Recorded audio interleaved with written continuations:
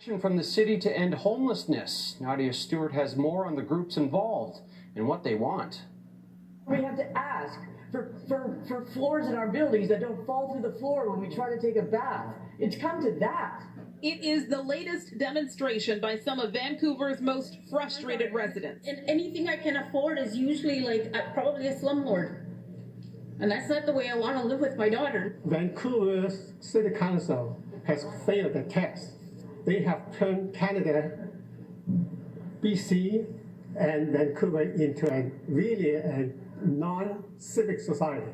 Councillors left the chambers while about a dozen protesters stormed in just before noon Tuesday, all of them angry about a BC Supreme Court injunction to evict nearly 50 people living in the so-called 10-year tent city at 950 Main Street. The city of Vancouver now leasing the land to Luma's Native Housing Society.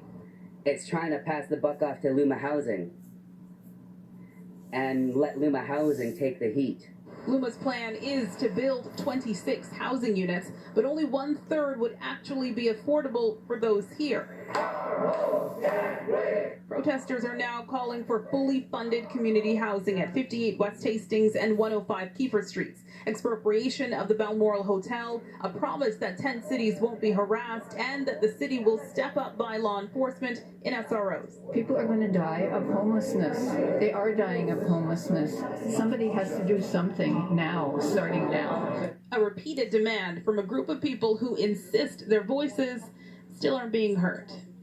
Nadia Stewart, Global News. And just hours after homeless residents and activists stormed City Hall, many marched in the streets of Vancouver, moving from Main Street's 10-year tent city to a new location.